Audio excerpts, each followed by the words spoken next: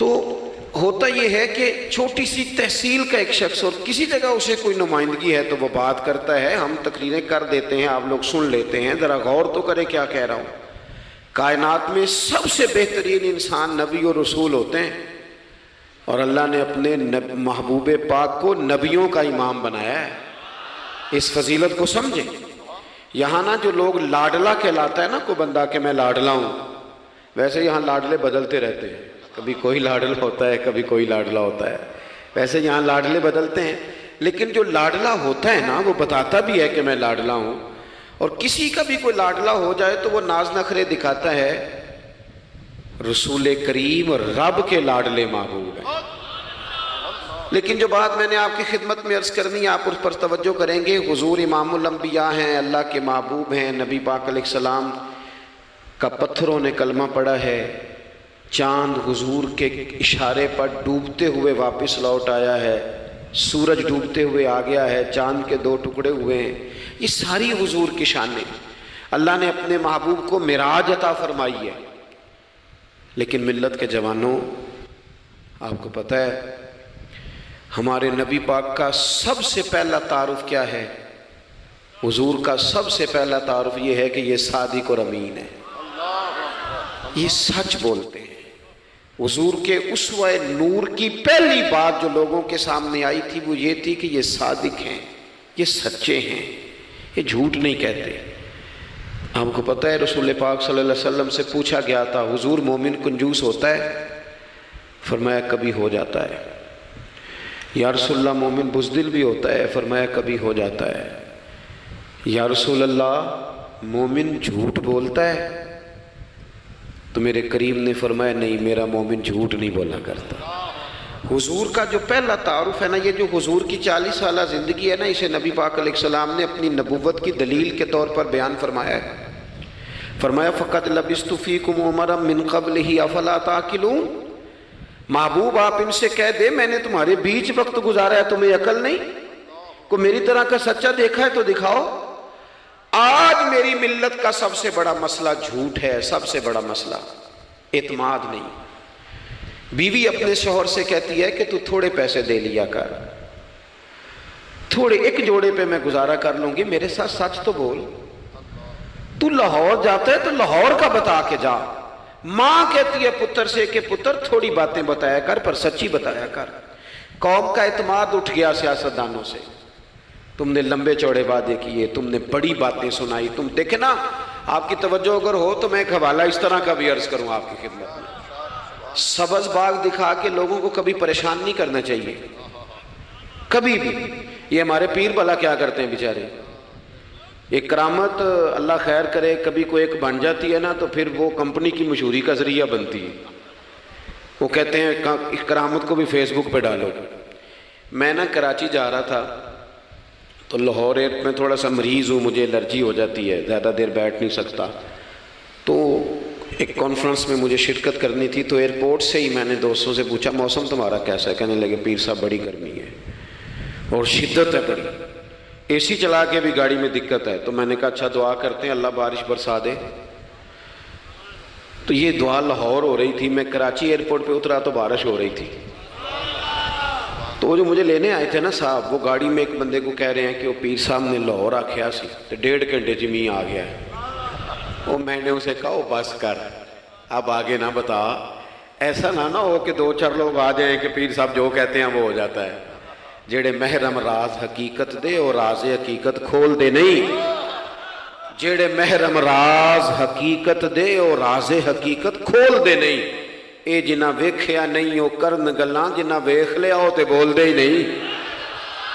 اس لیے یہ اس طرح کرامتوں کو نا کمپنی کی مشہوری کا ذریعہ، ہمارے سیاستدان، ہمارے بڑے لیڈران وہ سبز باغ دکھا دیتے ہیں۔ آپ تھوڑی باتیں کریں، محدود کریں، مختصر کریں۔ دیکھیں اللہ کے محبوب علیہ السلام سے طائف والوں نے کہا تھا، جب حضور علیہ السلام نے دین کی تبلیغ کی تو سیرت میں یہ عنوان بھی ہمیں ملتا ہے، یا رسول اللہ صلی اللہ علیہ وسلم اگر آپ کو کل حکومت ملتی ہے تو ہمیں حصہ ملے گا؟ عرب کے لوگوں کا مزاج تھا نا، انہوں نے حضور سے کہا اگر کل کلاں حکومت ملتی ہے تو ہم شریک ہوں گے؟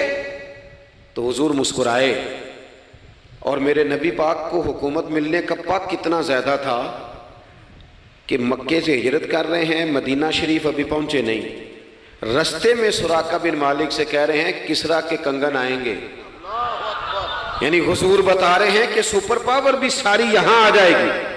حضور تو خندق والے دن ایک ہتھوڑا مارتے تھے تو فرماتے تھے روم فتح ہو گیا، دوسرا مارتے تھے تو کہتے تھے ایران فتح ہو گیا۔ یہ بخاری میں چیزیں آپ کو ملیں گی۔ حضور کو کامل یقین تھا کہ اذا جاء نصر اللہ والفتح، کامل یقین تھا کہ ان فتحنا لک فتحا مبینا، یہ ہوگا سارا کچھ۔ لیکن انہوں نے جب کہا نا ہمیں حصہ ملے گا تو حضور مسکرائے، فرمایا تم کہتے ہو حکومت تمہیں ملے گی، فرمایا بھائی سنو، حکومت اسے ملتی ہے جسے اللہ عطا کرتا ہے۔ بات ختم کر دی۔ سچ بولیں زندگی میں، سچی بات کریں۔ اللہ کے رسول صلی اللہ علیہ وسلم نے ہمیں پہلا سبق سچ کا دیا، اسے سادی تقریر نہ سمجھنا، یہ عنوان دین ہے۔ اپنی زندگی سے جھوٹ کو نکال دیں۔ آپ جو تھوڑی باتیں کر لیں پر جو کہیں اس پر کھڑا ہونا سیکھیں، اپنی زندگی کے اندر استقامت کا نور لائیں۔ جوانوں، کبھی بھی جھوٹ کی بنیاد پر رشتے نہ قائم کرنا۔ آتے ہیں رشتہ دیکھنے والے تو کوئی باتیں سناتے ہیں، ہمارے گھر والے ہو بیٹا تو ولی ہوتا ہے، کیا بات ہے، اور پھر بعد میں یہ حالت ہوتی ہے کہ اماں کہتی ہے میں آپ بڑا سمجھانی ہے، انہوں میری بھی نہیں سنتا، تو وہ رشتہ دیکھتے وقت تو آپ نے کہا تھا کہ بہت بڑا درویش ہے۔ آپ اور بچی والے بھی کچھ ایسے کام کرتے ہیں، رشتہ کرانے والے سے کہتے ہیں ہم نے کار بھی دینی ہے۔ کیوں آپ نے لالچ پیدا کیا؟ کیوں پہلے آپ نے خرابیاں کی؟ اپنی زندگی میں سچ بولیں، سچی بات کریں، کبھی بھی کوئی ایسا کام نہ کریں جس سے کہ لوگوں کی طبیعت ایسی ہو کہ لوگ سمجھیں کہ یہ لوگ تو غلط بیانی کے عادی ہیں۔ دیکھیں بخاری میں موجود ہے، سیرت کی تمام کتابوں میں الفاظ کے اختلاف کے ساتھ یہ اپنی اصل کے ساتھ یہ چیز ہر جگہ موجود ہے۔ حضرت ابو سفیان رضی اللہ تعالیٰ عنہ بعد میں مسلمان ہوئے، فرماتے میں جب شاہ روم کو حضور کا خط گیا تھا نا ہرقل کو، حضور صلی اللہ علیہ وسلم نے اس سے کہا کہ کلمہ پڑھ لو، خطوط لکھے نبی کریم نے۔ اس نے کہا یہاں ڈھونڈو کوئی عرب کا سردار اگر آیا ہو تو میں ملنا چاہتا ہوں۔ ابو سفیان کہتے ہیں میں بغرض تجارت وہاں موجود تھا، مجھے لوگ پکڑ کے بادشاہ کے پاس لے گئے، میں کلمہ نہیں پڑھتا تھا۔ جب کوئی کسی کا مخالف ہوتا ہے تو اس نے کوئی کہانی بھی یاد کی ہوئی ہوتی ہے، ان لوگوں نے کہانی بھی یاد کی ہوئی تھی، معاذ اللہ جادوگر ہیں، شاعر ہیں، یہ کہانیاں بھی سناتے تھے۔ کہتے ہیں کہ مجھے وہ لے گئے، بادشاہ کے سامنے کھڑا کر دیا۔ اب بادشاہ نے سوالات پوچھے، میں کوئی حق میں نہیں تھا کہ میں حق میں باتیں کرتا، میں تو اس وقت تک کلمہ نہیں پڑھتا تھا اور جو کفار کہتے تھے وہ ساری باتیں میں نے کرنی تھی۔ کہتے ہیں بادشاہ نے اپنے دربار میں کھڑا کر کے سوال کیے، بڑے سوال پوچھے، بڑے میں نے جواب دیے، بڑے سوال پوچھے۔ یہ بھی پوچھا کہ ماننے والے ان کے غریب ہیں کہ امیر ہیں؟ میں نے کہا نہیں، ماڑے ماڑے بندے ہیں۔ میلاد کے جلوسوں میں بھی ماڑے ماڑے بندے ہی جاتے ہیں، ماڑے ماڑے ہیں، غریب لوگ ہیں۔ اس نے یہ بھی پوچھا کہ ماننے والے بڑھ رہے ہیں یا گھٹ رہے ہیں؟ میں نے سارے جواب دیے۔ او ملت کے جوانوں، خدا را میری بات سننا۔ ابو سفیان کہتے ہیں غیروں کا دربار، سوال کرنے والا بھی کلمہ نہیں پڑھتا، ابھی جواب دینے والا بھی کلمہ نہیں پڑھتا۔ اس نے مجھ سے کہا کہ آپ نے بتایا کہ آپ رشتے میں چچا ہوتے ہیں، یہ بتاؤ وہ جنہوں نے اعلان نبوت کیا ہے کیا کبھی انہوں نے جھوٹ بھی بولا ہے؟ آج لوگوں نے نام نہیں بدل دیا جھوٹ کا، کچھ نے بہانہ نام رکھ دیا جھوٹ کا، جی میں نے بہانہ کر دیا تھا۔ کچھ کہتے ہیں جی وہ تو میں نے تو بس ایسے ہی بات، وہ تو میں نے مذاق کیا تھا۔ جھوٹ کے نام نہیں بدل دیے لوگوں نے۔ ابو سفیان کہتے ہیں مجھ سے بادشاہ کھڑا کر کے پوچھنے لگا کیا کبھی انہوں نے جھوٹ بھی بولا ہے؟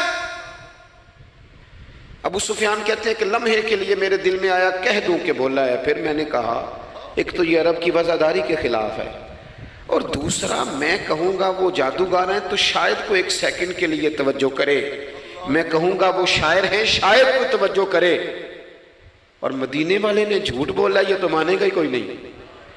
سنو سنو، جن چیزوں کو معمولی سمجھ کے ہم نے رائج کیا وہ ہمارا وقار لے گئی، دنیا ہم پر اعتماد نہیں کرتی۔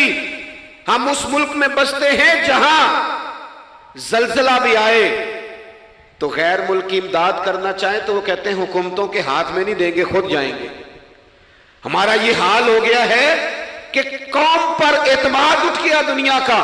ہمیں پلٹنا ہے, ہم نے دیکھنا ہے ہمارا رویہ کیا ہے, ہمارا انداز کیا. تھوڑی کر لیں باتیں, کوئی ضروری ہے صبح شام بولنا؟ تھوڑے کر لیں باتیں, تھوڑے دعوے کر لیں, کوئی ضروری ہے؟ سنو میرے عزیز, ابو سفیان کہتے ہیں کہ اس نے کہا کبھی جھوٹ بھی بولا ہے؟ میں سوچ میں پڑ گیا.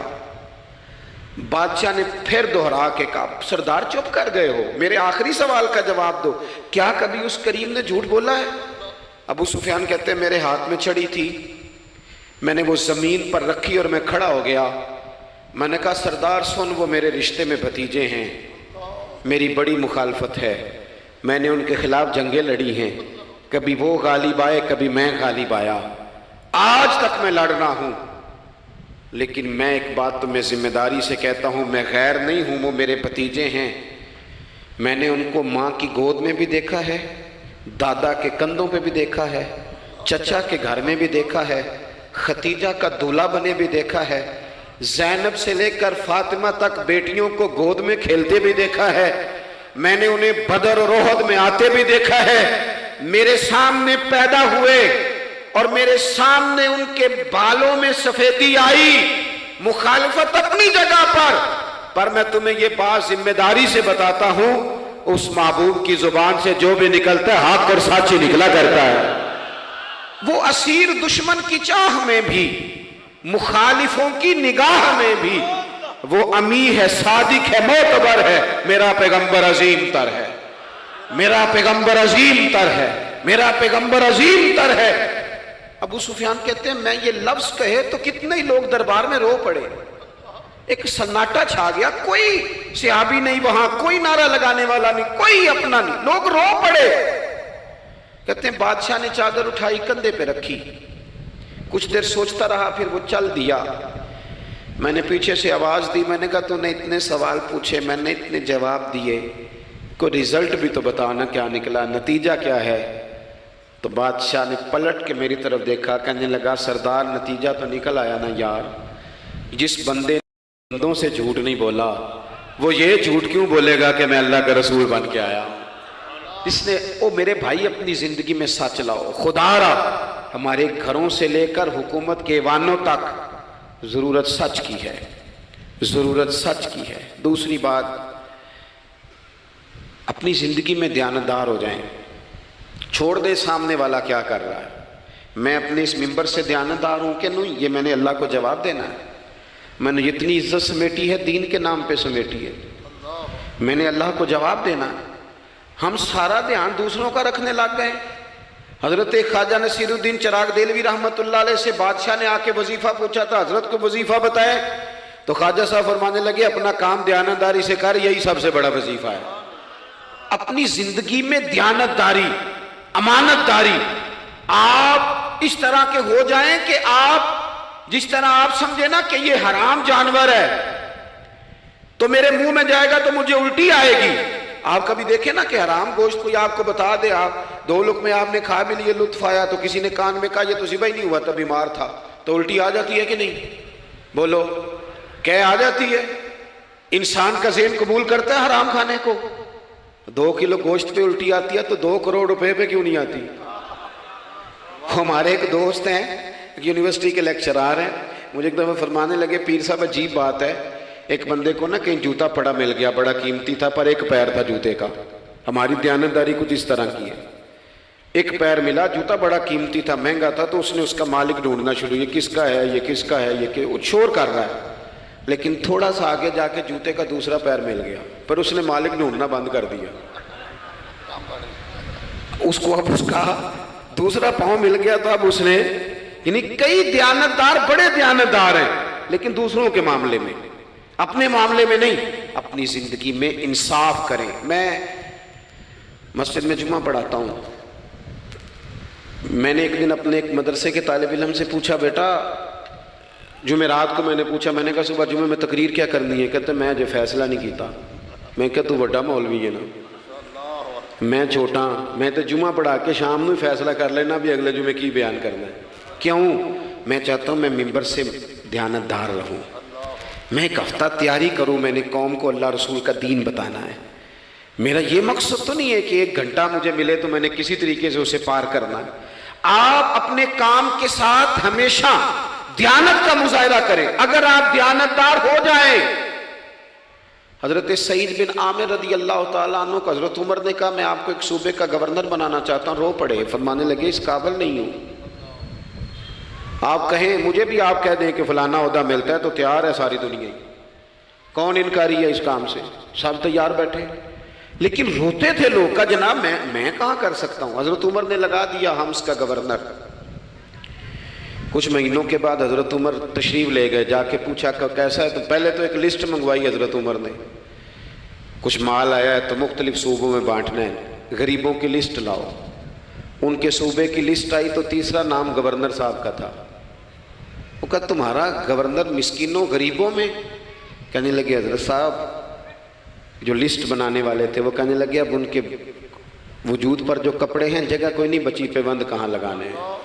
دامان توکل کی یہ خوبی ہے کہ اس پر پیوند لگے ہوتے ہیں پر دھبے نہیں ہوتے، پیوند لگے ہوتے ہیں پر دھبے نہیں ہوتے۔ حضرت عمر نے معلومات کی ان کے صوبے میں جا کے، تمہارا گورنر کس طرح کا ہے؟ عرض کی حضور 4 شکایتیں۔ یہ جمہوریت ہے؟ آج تو ہر سیاسی جماعت میں ڈکٹیٹرشپ ہے، آج کہاں جمہوریت ہے؟ آج تو آپ جتنے شاہ کے وفادار ہو جائیں گے اتنا اچھا عہدہ لیں گے، جتنا مرضی قابل بندہ ہو جماعت کے اندر، لیکن اگر وہ پورا تابع دار نہیں تو نظام نہیں چلتا، جتنا مرضی قابل ہو۔ حضرت سعید بن عامر رضی اللہ تعالیٰ عنہ 4 شکایتیں، عام آدمی شکایتیں کر رہے ہیں۔ حضرت عمر نے کہا کون کون سی؟ انہوں نے کہا جی پہلی شکایت یہ ہے کہ ہمارے گورنر، توجہ ہے میرے بھائیوں کی، انہوں نے کہا جی پہلی شکایت یہ ہے کہ گورنر صاحب صرف دن کو ملتے ہیں، انہیں رات کو بھی لوگوں سے ملنا چاہیے۔ دوسری شکایت یہ ہے کہ جب شروع میں آئے تھے تو فجر کے بعد بیٹھ جاتے تھے، مسائل سنتے تھے، اب سورج نکلنے پر اشراق چاشت کے ٹائم 8 9 10 بجے آتے ہیں۔ تیسری شکایت یہ ہے کہ ہفتے میں 1 دن ملتے ہی نہیں۔ چوتھی شکایت یہ ہے کہ کبھی کبھی ایسے ہی رونے لگتے ہیں، بیٹھے بیٹھے بے ہوش ہو جاتے ہیں، تو آپ نے دیوانہ آدمی ہمیں دے دیا ہے۔ حضرت عمر فاروق رضی اللہ تعالیٰ عنہ نے حضرت سعید بن عامر کو مجمع میں پوچھا جناب آپ پبلک کے نمائندے ہیں، آپ کو سوالوں کے جواب دینے چاہیے، بتلائیے نا۔ اور یہ پبلک کے نمائندے صرف سیاستدان نہیں ہوتے، پیر صاحبان بھی ہوتے ہیں، مسجد کا خطیب بھی ہوتا ہے۔ اگر حضرت عمر سے پوچھا جا سکتا ہے کرتا کہاں سے آیا تو پیر صاحب سے بھی تو پوچھا جا سکتا ہے نا، ان کو بھی جواب دینا چاہیے، ان کو بھی بتانا چاہیے، اس لیے کہ وہی تو دعویٰ کر رہے ہیں فقر بتانے کا۔ تو حضرت عمر نے 4 سوال کہا سعید آپ کے ذمے 4 سوالوں کے جواب ہیں، تو حضرت سعید بن عامر نے گردن جھکائی، کہنے لگے پہلے ہی کہا تھا میں گورنری کے قابل نہیں۔ فرمایا اب تو بن گئے ہونا، جواب تو دینا ہے، حضور بتلائیے۔ فرمایا پہلا سوال آپ سے یہ ہے کہ یار لوگ کہتے ہیں رات کو کام پڑ جاتا ہے اور آپ ملتے نہیں۔ تو حضرت سعید بن عامر نے اپنی داڑھی پکڑ لی، عرض کی حضور یہ ساری سفید ہو گئی ہے، بڑھاپا ہے، دن مخلوق کے لیے رکھا ہے، رات اپنے رب کے لیے رکھی ہوئی ہے۔ اگر پھر بھی کسی کو شوق ہو تو سعید بن عامر جب بھی ملے گا مسجد میں ملے گا، ساری رات بارگاہ ربوبیت کی او سنگیو تھوڑا مسلح بھی یار مضبوط کر لو، تھوڑا سا نا، ہم نہ تھک گئے ہیں فون سن کے۔ بہت سارے لوگ ایسے ہیں جن کے وجود نہیں اتنی تھکے جتنے دماغ تھک گئے، کمنٹس پڑھ کے، کمنٹس دے کے، رائے دے کے، بڑے بڑے باصلاحیت لوگوں کے حافظے کمزور ہو گئے۔ خدا را اپنی صلاحیتوں کو زنگ لگا لو گے۔ یہ تو جتنے لوگ ہیں میڈیا چلانے والے، ان کو تو میڈیا چلانا ہے، اور اب تو پتہ نہیں کتنے چینل اور کتنے لوگ اور سوشل میڈیا پہ کتنے، اور ادھر کتنے تو ادھر کتنے۔ خدا را کچھ وقت اگر مصلے پہ ملے تو آپ یقین کریں روح تازہ ہو جاتی ہے، لمبی لمبی دعائیں مانگیں، اپنے رب کو اپنے دکھ سنائیں، رسول پاک کی بارگاہ میں یہ نذرانے پیش کریں، آپ محسوس کریں گے وجود طاقتور ہو گیا۔ حضرت سعید بن عامر کہنے لگے رات مصلے پہ گزارتا ہوں۔ دوسرا سوال آپ سے یہ کرنا تھا کہ یہ لوگ کہتے ہیں کہ آپ پہلے فجر میں آ جاتے تھے، اب اشراق چاشت کے بعد 9 10 بجے نکلتے ہیں۔ تو حضرت سعید بن عامر نے گردن جھکائی، کہا یہ میرا راز تھا، میری پرائیویٹ بات تھی۔ کہا جناب اب تو لوگوں کا سوال ہے۔ تو آپ فرمانے لگے میرے گھر میں خادم کوئی نہیں، غریب آدمی ہوں، بیوی بیمار ہو گئی ہے، 35 سال اس وفادار عورت نے میری ڈیوٹی کی ہے، بیماری میں چھوڑ دوں تو وفاداری تو نہیں نا۔ سویرے اٹھتا ہوں، گھر کا کام کرتا ہوں، پھر بیوی کے لیے ناشتہ بناتا ہوں، اسے کھانا کھلاتا ہوں، تیاری کرتے آتے دیر ہو جاتی ہے۔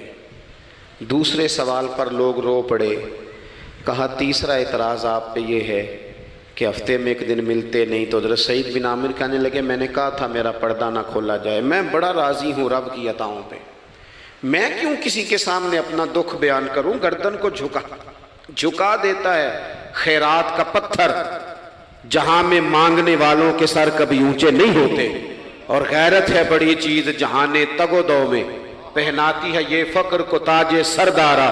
آپ موقع دیں جی، بڑی مہربانی، چھوڑ دیں جی، تھوڑی 1 منٹ صرف جی ہمیں دیں، بولے نہیں پیار سے جی، ناراض نہیں ہونا، آپ ہمیں موقع دیں۔ بات بھی اب تقریباً قریب ہونے کے قریب آئی۔ کہا حضرت سیدنا سعید بن عامر رضی اللہ تعالیٰ عنہ نے فرمانے لگے میں نے کہا تھا یہ میرا پردہ ہے، یہ نہ سنایا کریں آپ دکھ لوگوں کو۔ یہ غریب کہتے ہیں میں کسی امیر کے ساتھ لگ جاؤں گا تو کچھ بھی نہیں بنتا، چھوڑ دیں آپ، دکھڑے رب رسول کو سناؤ، خیرات بھی ملے گی اور عزت بھی ملے گی، وہ دیں گے اور کسی کو بتائیں گے بھی نہیں۔ حضرت سعید بن عامر رضی اللہ تعالیٰ عنہ سے تیسرا سوال ہوا، کہا جناب آپ ہفتے میں ایک دن ملتے نہیں، تو فرمانے لگے میرا راز تھا پر بتا دیتا ہوں، جوڑا ایک ہی ہے میرے پاس، ہفتے میں ایک دن دھو لیتا ہوں، پھر بیوی کے کپڑے پہن کے سارا دن بیٹھا رہتا ہوں، اگر دوسرا جوڑا ہو تو یہ کام نہ کروں۔ حضرت عمر رو پڑے، کہا جلدی سے چوتھے سوال کا جواب بھی دے، کبھی کبھی روتے ہو تو بے ہوش ہو جاتے ہو۔ وہ پھر رو پڑے، عرض کرنے لگے حضور 40 سال کی عمر میں کلمہ پڑھا، میرے سامنے حضرت خبیب کو پھانسی دی گئی مکے میں، جب وہ اپنی پچھلی غلطیاں یاد آتی ہیں تو پھر رو پڑتا ہوں، یاد ماضی عذاب ہے یا رب، میں تکلیف میں آ جاتا ہوں، سوچتا ہوں اگر اللہ نے سوال کیا تو کیسے جواب دوں گا، اس لیے برداشت نہیں ہوتا تو رو پڑتا ہوں۔ چاروں سوالوں کے جواب دیے تو حضرت سعید بن عامر کہنے لگے اب آپ نے مجھ سے سوالوں کے جواب تو لے لیے، اب میری سزا کا بھی تو اعلان کریں نا، بتائیں نا۔ تو حضرت عمر نے ہاتھ اٹھائے اور کیا لفظ کہے، کہے اللہ میرے نبی کی امت کو اس طرح کے کچھ اور لوگ بھی عطا فرما، کچھ اپنی زندگی میں دیانتدار ہو جائیں۔ تیسری بات آپ کی خدمت میں عرض کرنی ہے، رسول پاک صلی اللہ تعالیٰ علیہ وسلم نے نا ہمیں خالص کیا ہے، حضور کا سارا دین اخلاص کا درس دیتا ہے۔ یہ جو ریاکاری ہوتی ہے نا، نوجوانوں میری بات پہ غور کرنا، یہ جو ریاکاری ہوتی ہے نا، یہ بنیادی طور پر اداکاری ہوتی ہے۔ اداکاری بندہ زیادہ کر نہیں سکتا، تھک جاتا ہے۔ مخلص زندگی وہ ہوتی ہے جو آپ نارمل جیتے ہیں۔ مخلص آپ ہوتے ہیں جب آپ اپنی والدہ کے پاس نہیں بیٹھے ہوتے، آپ نے جب 5 سٹار ہوٹل میں روٹی کھانی ہے نا تو پھر آپ کو پلیٹ کے ساتھ ٹیشو پیپر بھی ساتھ رکھنا پڑتا ہے، پھر رج کے روٹی کھائی بھی نہیں جاتی۔ رج کے کب کھائی جاتی تھی؟ میں ایک جگہ مجھے بڑے اچھے ہوٹل میں رکھا گیا اور مجھے بڑا انہوں نے محبت کی، تو جب میں لوٹ رہا تھا نا واپس پاکستان تو مجھے کہہ رہے تھے آپ کو مزہ تو آیا ہوگا، میں نے کہا نہیں جی، سچ پوچھیں تو پھر یہ ہے کہ مزہ جب ہی آتا تھا جب اماں سویرے روٹیاں پکاتی تھی، وہ کہندی سی پتر ہے پیڑا نہ اتنے کول ہی لے آیا، تو اس کے پاس بیٹھتے تھے، تو پھر اماں جب سالن دیتی تھی تو کہتی تھی ہور نہیں ہو ملنا، دوجیاں نوں بھی دینا ہے۔ اور پھر لطف اس وقت آتا تھا جب بار بار کہتے تھے اماں جی چلو تھوڑا جاتے تھے ہونا ہونا تھوڑا جا، تو پھر اماں کئی دفعہ کہتی تھی کہ میں نے وہ اس سے نکال کے فریج میں رکھ دیا، بڑے بھائی نے کام سے آ کے روٹی کھانی ہے، اب یہ برتن ہے اسی کو صاف کر لے۔ او بھائی میں نے اپنے ابا جی کو دیکھا خودداری کا، میں نے ایک دن ان سے پوچھا، میں کہ ابا جی تو انہوں پسند کی ہے، ہم پڑھتے تھے نا انٹرویو اخباروں میں تو 2-4 سوال ہر بندہ پوچھتا تھا، اب تو انٹرویو زیادہ لوگ لیتے ہیں تو اب تو کبھی اتنا موقع ہی نہیں ہوتا کس کا سنیں کیا کریں، یہ تو چھوڑ دیا کام۔ اخبار میں کبھی انٹرویو آتا تھا تو مسجع مقفع ہوتا تھا، لکھنے والے بھی اچھے ادیب ہوتے تھے، جملے چبھتے نہیں تھے طبیعت، تو 2-4 سوال بڑے ضروری ہوتے تھے، پھول کون سا پسند ہے، کھانے میں کیا پسند ہے، رنگ کون سا پسند ہے، یہ 2-4 سوال ہر ایک سے ہوتے تھے۔ میں نے اپنے والد صاحب سے ایک دن پوچھا، میں کہ ابا جی تو پسند کیے؟ تے فرمان لگے پتر جے تے لگی ہوئے بھوک تے پھر ہر تے جے نہ لگی ہوئے تے پھر نخرے ہی نخرے نے. تو اس لیے بھوک لگی ہو. وہ ہمیں پتہ کیا بتاتے تھے؟ میں آج بھی نا بہت ساری چیزیں گاڑی میں رکھ لیتا ہوں. آج بھی جو کھانا اپنی مرضی سے کھاتا ہوں وہ پیٹ بھر کے کھایا جاتا ہے. جو تصویروں کی شدت سے باہر ہوتا ہے وہ کھایا جاتا ہے. اس کو آپ قبول کر لیتا ہے آپ کا وجود. یاد رکھنا میرے عزیز، میرے نبی پاک صلی اللہ علیہ وسلم نے فرمایا ہے بہترین روٹی وہ ہے جو تو اپنے ہاتھوں کی کمائی سے کھاتا ہے. وہ بہترین رزق ہے جو تو. اور حضور نے فرمایا اللہ کے نبی حضرت داؤد محنت کر کے کھانا کھاتے. دعوتوں پہ جا کے تو بندہ بیمار رہنے لگ جاتا ہے، وہ تو کام ہی ختم ہو جاتا ہے. والد صاحب کہا کرتے تھے کہ لو میں پا دیتے نے تانوں دانے پڑولے چ تے ماں تہاڈی نے تانوں چار پا دیتا ہے، لو ہن تانوں پرواہ نہیں ساریاں گرمیاں، موج کرو. یہ اصل تھا ہمارا. اس پہ واپس آ جائیں، اس پہ آ جائیں. یہ صحت افزا روٹیاں یہ کھائیں. بڑی گاڑیوں کا اور بڑی چیزوں کا شوق چھوڑ دیں، محنت ڈٹ کے کریں، لیکن زندگی اصل پہ لے آئیں. اصل زندگی خالص ہوتی ہے. میرے نبی پاک صلی اللہ علیہ وسلم نے فرمایا ریاکار، میں پوری حدیث نہیں سناتا، اشارہ کرتا ہوں. حضور نے فرمایا ریاکار اگر عالم بھی ہو، ریاکار اگر سخی بھی ہو، حتیٰ کہ صحیح حدیث میں فرمایا ریاکار شہید بھی ہو اور ماری جائے اس نیت سے کہ لوگ مجھے شہید کہیں گے، تو فرمایا صبح قیامت اللہ ان اعمال پر بھی اجر عطا نہیں کرے گا. اپنی زندگی میں اخلاص پیدا کریں. اور جب خلوص آتا ہے، جب للہیت آتی ہے، مشکل ترین خلافت حضرت ابوبکر صدیق کی ہے.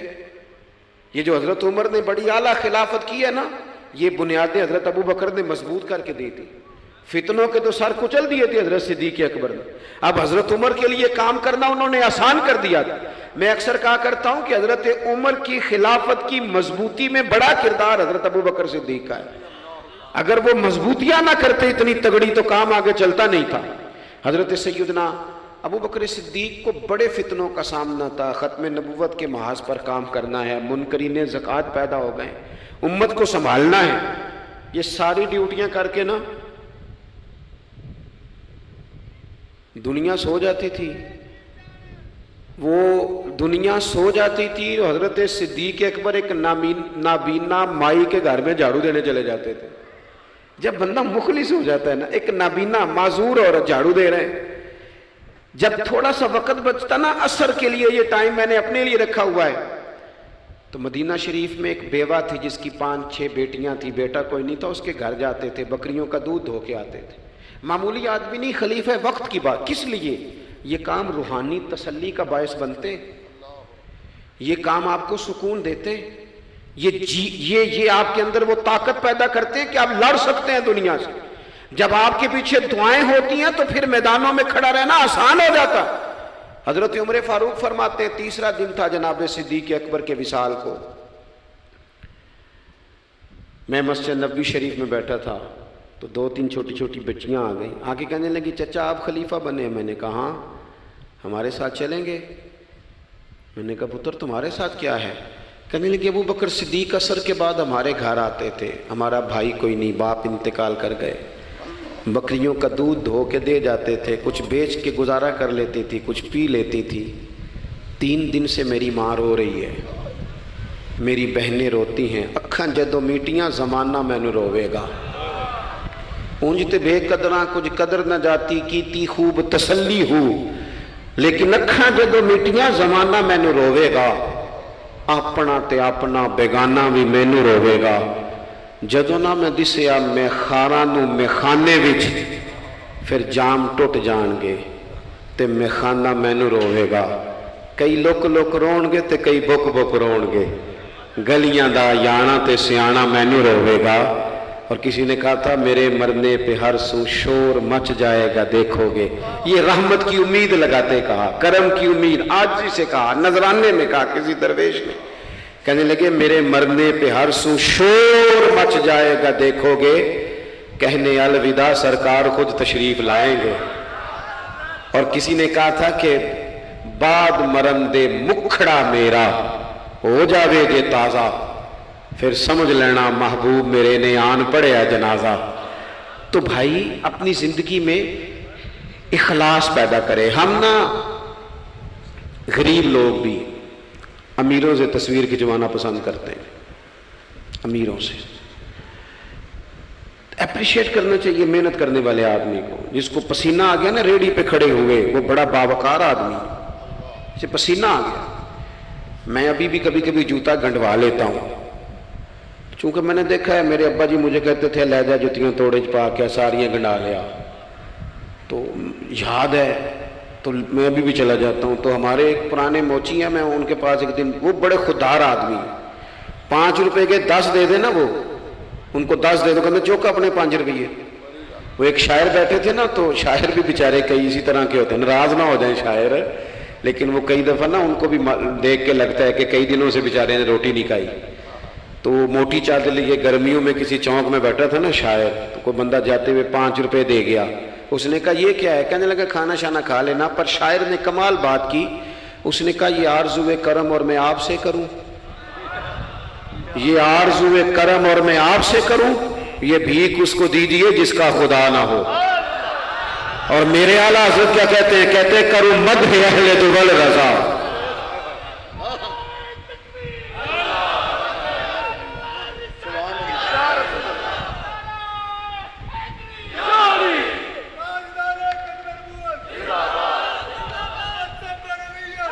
ماشاءاللہ۔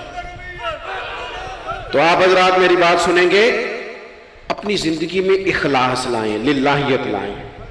چوتھی بات سنیں، اور میں اسی پر بات سمیٹنے کی کوشش کروں گا۔ اللہ کے رسول صلی اللہ علیہ وسلم کی سیرت مبارکہ میں جو چیز آپ کو بڑی نظر آئے گی نا، وہ احساس ہے۔ جب سینے آہستہ آہستہ سخت ہونے لگ جاتے ہیں نا، ہم نا کچھ باتیں سوچ کے اپنے آپ کو سخت کر لیتے ہیں۔ ہمارا جب ایسا جو نیا بھرتی ہوتا ہے وہ خدمت کے جذبے سے آتا ہے، وہ کہتے ہیں میں نے سارے کام صحیح کرنے ہیں۔ پھر اس کو نا آہستہ آہستہ پتہ لگنے لگ جاتا ہے کہ کچھ لوگ جھوٹا پرچہ بھی درج کراتے ہیں، اسے پھر آہستہ آہستہ پتہ لگنے لگ جاتا ہے کہ یہ سامان ان کا تو گیا تھا 1.5 لاکھ کا، تو انہوں نے 6 کیوں لکھوایا ہے۔ پھر وہ پھر سخت ہونے لگ جاتا ہے۔ لوگوں کو دیکھ کے سخت نہ ہو، سخت نہ ہو۔ پھر آپ کے پاس بڑی باتیں، مجھے ایک دفعہ ایک صاحب نے کہا آپ کو تقریر پہ بلانا ہے، پیسے کتنے لیتے ہیں؟ میں نے کہا دے دو کو 1.5-2 کروڑ روپیہ۔ کہنے لگے تو بہت زیادہ نہیں۔ تو میں کہا وکنا ہے تو پھر بندہ چاج نہ وکے۔ اب تیرا خیال ہے 25-30 ہزار اپنا ریٹ لگوا لیں، اتنے لو ہو جائیں، سانو تخت ہزارے دی لوڑ کیے، نالے کی لگے شہر بمول دے نال اسی اپنی بال کے سیکنے ہاں۔ میں نے بہت بڑا مدرسہ شروع کیا، باہر گلہ نہیں لگایا۔ مجھے ایک صاحب کہنے لگے خیر تے ہے تو ان پیسے کتوں ہوندے نے؟ میں کیوں اتھوں جتوں ہوندے نظر نہیں ہوندے۔ فاضل بریلوی کہتے ہیں کروں مدح اہل دول رضا، اور پڑے اس بلا میں میری بلا، میں گدا ہوں اپنے کریم کا، میرا دین پا رہا ہے نہ نہیں، اور کون دیتا ہے دینے کو منہ چاہیے، دینے والا ہے سچا ہمارا۔ میں نے تو معذرت بھی کرنی تھی، میرا خیال ہے کہ 35 سے 37 کے بیچ لوگ ایسے تھے یہاں سے جو آج صبح سے سر شام تک فون کرتے رہے کہ آپ نے چائے ہماری طرف پینی ہے، کھانا ہماری طرف کھانا ہے۔ میں ان دوستوں سے اکثر کہا کرتا ہوں جو میرے ساتھ ہوتے ہیں، میں کہتا ہوں کہ لوگ تلاش کرتے رہتے ہیں، ڈھونڈتے رہتے ہیں کہ رات رہنے کو جگہ ملے، اور ہمارا یہ حال ہے۔ کس نام پہ؟ رسول اللہ کے دین کے نام پہ، حضور کے دین کے نام پہ۔ اپنی زندگی میں احساس پیدا کریں۔ اگر آپ سخت ہو سکتے ہیں، کچھ بھی کہہ کے سخت ہو جائیں، کچھ بھی کہہ کے۔ مجھے میرے سنگی کہتے رہتے ہیں 7-8 گھنٹے کا آپ سفر کر کے جاتے ہیں تو آپ فوٹو والوں پہ سختی کریں، آپ نے کسی سے نہیں ملنا، میں نے ذرا آرام کرنا ہے، میں نے تھوڑا لیٹنا ہے۔ تو میں کہتا ہوں یار اپنی اوقات بھی تو ہمیں دیکھنی چاہیے تھی، کون کسی کو ملتا ہے؟ کچھ اور ہے۔ احساس پیدا کریں قوم کا، اپنے دل میں احساس لائیں۔ جب آپ سخت ہو جاتے ہیں نا تو پھر آپ سب کے لیے ہو جاتے ہیں۔ جب بندہ سخت ہو جاتا ہے نا، تھوڑا تھوڑا نا ہمیں لالچی بنایا گیا ہے، مختلف چیزوں پہ انعام رکھے گئے، مختلف رنگوں میں لوگوں کو مختلف انداز میں قائل کیا گیا، مزاجوں میں کچھ بھرا گیا ہے۔ وہ اس طرح کا ماحول بن گیا کہ باپ نے جوانی پتر کو دے دی۔ ساری زندگی وہ جو لوگ سعودی عرب یہاں سے گئے تھے 35 سال انہوں نے وہاں کمبل نہیں بدلا، جس کمبل میں انہوں نے جاتے خریدا تھا واپسی پہ بھی وہی تھا. رہائشیں یہاں بنی وہاں نہیں بنی. میں نے بیرون ملک ایسے لوگ دیکھے ہیں جو 3 وقت روٹی نہیں کھاتے، 2 وقت کھاتے ہیں کہ گھر پیسے بھیجنے. لیکن لالچ اتنا عروج پہ چلا جاتا ہے بعض گھروں کا، سب کا نہیں بعض کا، کہ اسی باپ کو جس نے زندگی لگا دی، بچے کہہ رہے ہوتے ہیں ابا جی آپ کو ڈھاب کا کام کر لیتے تو آج ہمارے وارے نے ارے نہ ہو جاتا. مجھے ایک بزرگ فرمانے لگے پیر صاحب بالاں کو بھی عزت کران لی، ابے دا مالدار ہونا ضروری جے. خدا را اس سے باہر آئیں، احساس پیدا کریں. جب احساس آ جائے، قرآن مجید نے میرے نبی پاک کی شان یہ بیان کی ہے کہ عزیز علیہ ما عنتم حریص علیکم بالمؤمنین رؤوف الرحیم. یہ کمال ہے، اس سے آگے کیا کوئی حاشیہ دے سکتا ہے؟ رب فرماتا ہے لوگو تم مشقت میں پڑھو تو میرے نبی کو تکلیف ہوتی ہے. آپ کبھی حدیثیں پڑھیں نا تو رونگٹے کھڑے ہوتے ہیں. آپ کو درجنوں حدیثیں اس عنوان کی ملیں گی کہ حضور فرماتے ہیں میرا دل کرتا ہے لمبی نماز پڑھاؤں. نماز اللہ کی، دل حضور کا کرتا ہے.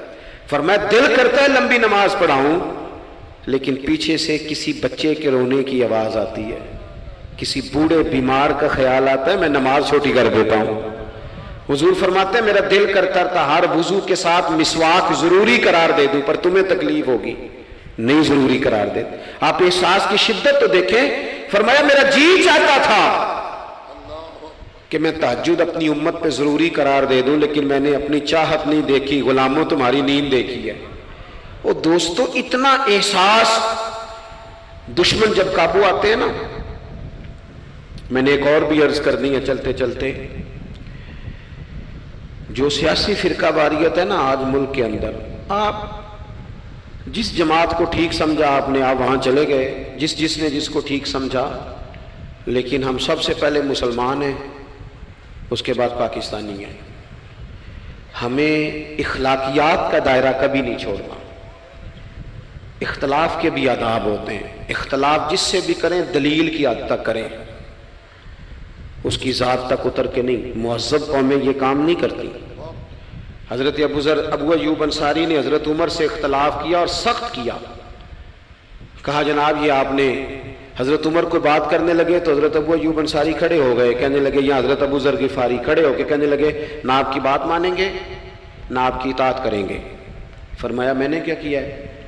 تو کہنے لگے چادر تو ایک بٹی تھی، تو آپ نے اسی چادر کا کرتا اسی کا تامت کیسے بنا لیا؟ حضرت عمر فاروق نے، انہوں نے سوال کیا تھا، حضرت عمر نے دلیل دی. فرمایا میرے بیٹے سے پوچھ لو. حضرت عبداللہ ابن عمر کہنے لگے ایک چادر چونکہ مجھے بھی ملی تھی میں نے اپنے ابا کو دے دی، لہذا کرتا بھی بن گیا.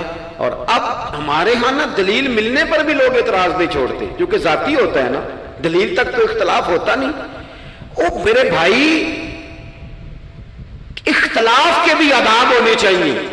وہ کسی نے کہا تھا کہ تعلق توڑ دینے کے بھی کچھ آداب ہوتے ہیں، کسی کو چھوڑ دینے کے بھی کچھ آداب ہوتے ہیں. اور کسی نے کہا تھا کہ قاتل کو کوئی قتل کے آداب سکھائے، دیکھو دستار کے ہوتے ہوئے سر کاٹ رہا ہے. کوئی ایک چیز چھوڑ دے.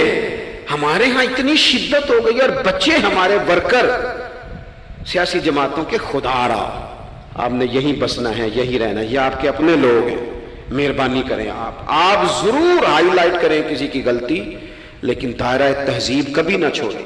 کبھی مجھے تو ایک دو اینکر ایک دو دفعہ ملے ہیں، میں نے ان سے کہا مہربانی کریں آپ کیا مزہ لے رہے ہیں آپ قوم کو تقسیم کر کے، خدا را کچھ سوچیں.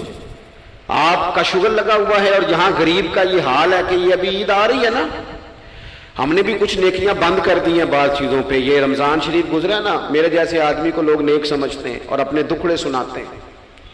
یہ رمضان گزرا ہے تو بیٹیوں کی شادیاں شروع ہوئی ہیں. اب لڑکوں والے تو نیک ہو گئے، اب تو وہ جہیز ہی نہیں مانگتے. یہ خبر پتہ ہے آپ کو؟ منڈے والے داج منگنا چھڈتا جی، وہ نیک ہو گئے. وہ کہندے اسی تہاڈے کو جہیز نہیں لینا، بس 600 بندے دی روٹی پکانی تسی تے صحیح پکانی جے منڈے دے 11 ایکو واری آنا ہے. کبھی نہیں روٹی کھائی لڑکے کے دوستوں نے اپنے گھر. رمضان میں کھل کر سخاوتیں کرنے والوں رمضان کے بعد بھی سوچا کرو. اور راشن ونڈن والے لوگ کو عیدوں بعد بھی بھوک لگ دیجئے، عیدوں بعد بھی بھوک لگ دیجئے. رمضان میں ثواب زیادہ ہے لیکن سخاوت تو سارا سال ہی ہے. تو کچھ چیزیں ایسی ہیں ہمیں حضرت سیدنا عمر فاروق نے جب جواب دے دیا نا کہ اس طرح ہے، اب وہ اختلاف دلیل تک تھا، اختلاف دلیل تک تھا، تو حضرت ابو ایوب انصاری اٹھ کے کھڑے ہو گئے، اعتراض کیا، جواب مل گیا، تو پتہ کیا فرمانے لگے، کہنے لگے عمر رب تجھے میری طرف سے بہتر صلا دے، اب تو حکم کر، ہم سنیں گے بھی اور تیری اطاعت بھی کریں گے، اب ہم آپ کے پیچھے چلیں گے اے امیر المومنین۔ تو دلیل تک رکھیں چیزوں کو، دلیل مل جائے تو بات کو ختم کریں۔ تو میرے بھائی احساس اپنی طبیعت میں جب ہم پیدا کرنے لگیں گے، احساس بڑی مشکل ہے غریب کی زندگی۔ امیر تو دوستی امیروں سے لگا لیتا ہے، جب انسان اپنی گاڑی میں سفر کرتا ہے تو پھر وہ کرایہ 5 روپے بڑھ جائے تو اسے تکلیف کوئی نہیں ہوتی، کیونکہ اسے پتہ ہی نہیں۔